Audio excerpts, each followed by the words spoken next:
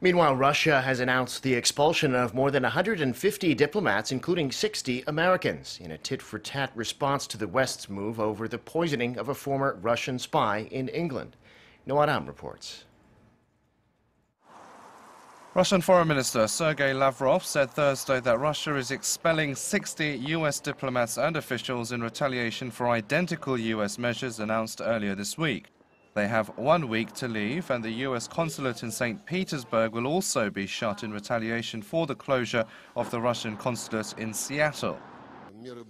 U.S. Ambassador Mr. Huntsman has been invited to our ministry, where my deputy Mr. Ryalkov briefs him on our response to the U.S. These measures include the expulsion of the same number of diplomats, and this includes our decision to withdraw the license for the U.S. consulate in St. Petersburg. Lavrov has blamed Washington for leading the mass expulsion of Russian diplomats in the West and said Moscow will enforce similar measures on countries that joined it. U.S. State Department spokeswoman Heather Nauert said the Russian move was unjustified. I want to remind you that there is no justification for the Russian response. Our actions were motivated purely by the attack on the United Kingdom, so we're reading this, we're reviewing it, and will respond accordingly. More than 24 nations have joined the UK in pointing the finger at Moscow for the nerve agent attack on Sergei Skripal and his daughter in Salisbury earlier this month.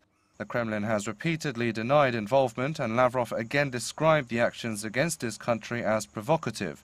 He added Russia is also seeking a meeting with the leaders of the Organization for the Prohibition of Chemical Weapons to discuss the case. Meanwhile, doctors treating Sergei Skripal's daughter, Yulia, say she is recovering quickly. She is known to be conscious and speaking, but her father remains in critical condition. British police believe the Soviet-era Novichok nerve agent had been left on the front door of Mr. Skripal's home in Salisbury. Aram, Arirang News.